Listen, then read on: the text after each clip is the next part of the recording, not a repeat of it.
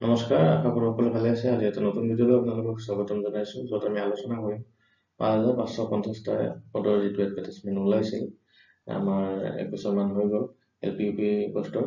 চ' এইটোৰ first ফেজৰ verification প্ৰক্ৰিয়া সম্পন্ন হৈ গ'ল আৰু ছেকেণ্ড ফেজৰ ভেৰিফিকেশ্যনৰ কাৰণে যিখন লিষ্ট ওলোৱা কথা আছিল মানে ডকুমেণ্ট ভেৰিফিকেশ্যনৰ কাৰণে, সেইখন কিছুদিন পিছুৱাই গ'ল এটা কেছৰ কাৰণে।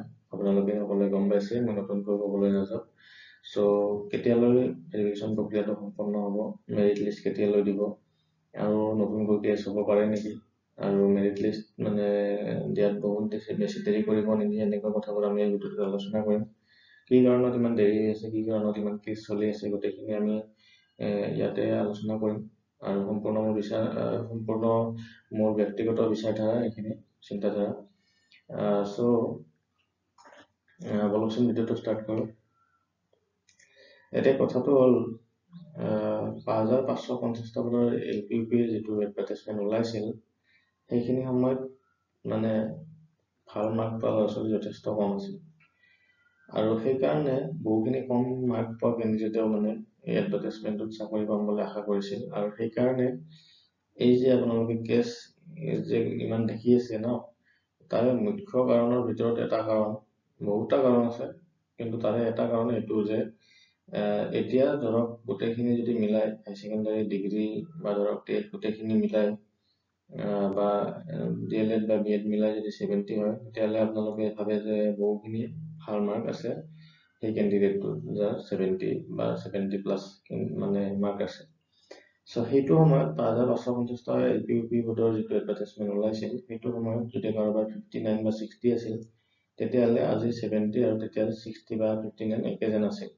কাৰণ ভাল মাৰ্ক পোৱা ল'ৰা ছোৱালী যথেষ্ট কম আছিল। তাৰে আগে এটা এডভাৰটাইজমেণ্টত ভাল মাৰ্ক পোৱা ল'ৰা ছোৱালীখিনি চাকৰি পাই গৈছিল। চ' মাৰ্ক যথেষ্ট কম আছিল।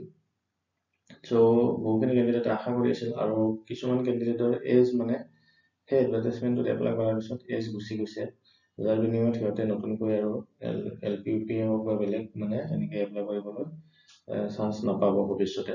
চ' সেইটোৱে সিহঁতৰ শেষ আশা যেন হৈছে। আৰু প্লাছ মই ক'লোৱে আপোনালোকক যে এইটোত মানে কম নাম্বাৰ মাৰ্ক পোৱা ল'ৰা ছোৱালীখিনিৰো মানে চান্স আছিল। চ' এটা আশা আছে সকলোৰে যে এইটো এডভাৰটাইজমেণ্টত চাকৰি হ'ব, আৰু পষ্টটো ভালেখিনি আছিল। এইবাৰৰ যিটো নতুন এডভাৰটাইজমেণ্ট, এইটোতকৈ আগৰটোত পষ্ট বেছি আছিল। চ' বহুখিনি কথা মিলাই মানে কেণ্ডিডেটবিলাকৰ এটা মনত হোপ আছিল আৰু আশা আছিল যে এইটো এডভাৰটাইজমেণ্টত চাকৰি হ'ব। চ' যেনেকৈ নহওক এই চাকৰিটো আমি ল'বই লাগিব, দিব নোৱাৰোঁ। আৰু কেছ ইমান যে হৈ আছে ন, তাৰে মেইন কাৰণ বহুতটা আছে, কিন্তু এটা কাৰণ এইটো, কাৰণ ইমান কেণ্ডিডেট নহ'লে ওলাই নাহিলে কেছ কৰিবলৈ।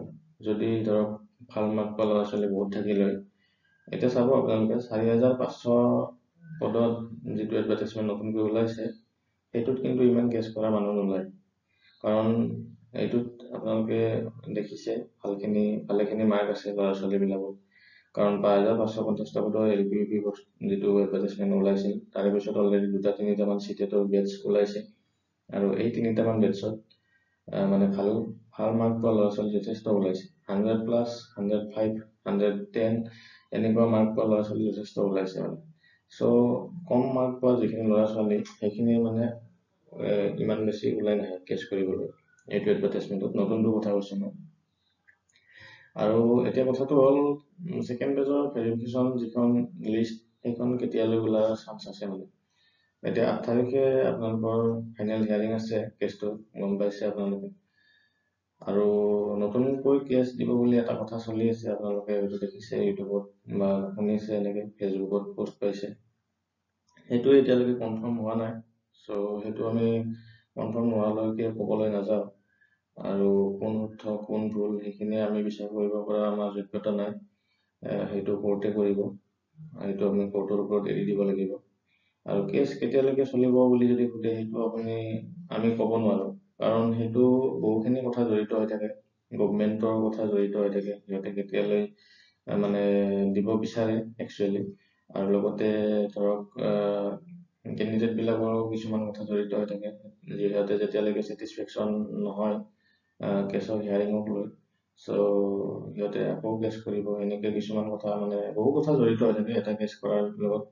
সো কেছ কেতিয়ালৈকে যদি শেষ হ'ব বুলি সোধে মোক, তেতিয়ালৈকে এইটো কিন্তু ক'ব নোৱাৰে, কোনো ক'ব নোৱাৰে, মই বুলি নহয়, কাৰণ বহুখিনি কথা জড়িত হৈ থাকে। কিন্তু তথাপি আমাৰ যিহেতু CM ছাৰ আৰু EM ছাৰে আপোনালোকক জনাইছিল কিছুদিন আগত যে আমি এপ্ৰিলত ভেৰিফিকেশ্যনৰ কাম শেষ কৰি মেত আমি মেৰিট লিষ্ট মাৰিম ৫,৫৫০টা পদৰ। চ' সেইটো আমি বৰ্তমান ধৰি থাকিব লাগিব। যদিও কেছবিলাক চলি আছে, আমি এটা আশা লৈ থাকিব লাগিব।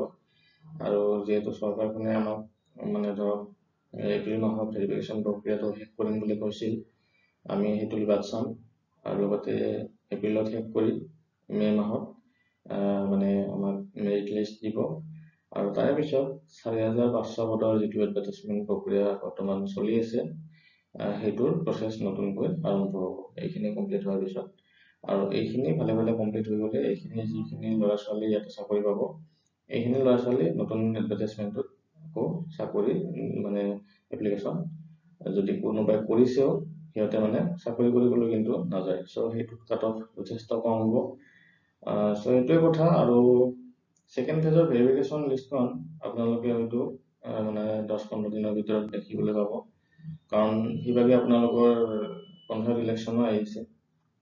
চ' ইলেকশ্যনৰ আগত ভেৰিফিকেশ্যনটো কমপ্লিট কৰিবলৈ ট্ৰাই কৰিব DWE। আৰু লগতে আপোনালোকৰ পঞ্চায়তৰ ইলেকশ্যনৰ পিছত মে'ৰ শেষলৈকে চাগে ৫,৫৫০টা পদৰ মেৰিট লিষ্ট ওলাব। মে'ৰ মাজভাগলৈকে নহ'লে মে'ৰ শেষলৈকে মানে মেৰিট লিষ্ট ওলোৱা যথেষ্ট চান্স আছে, মানে সম্ভাৱনা আছে। আৰু আপোনালোকে বাট চাওক, এতিয়া উপায় নাই, বেলেগ একো কৰিব নোৱাৰোঁ, আমি ৱেইট কৰিব লাগিব আৰু ধৈৰ্য ধৰিব লাগিব।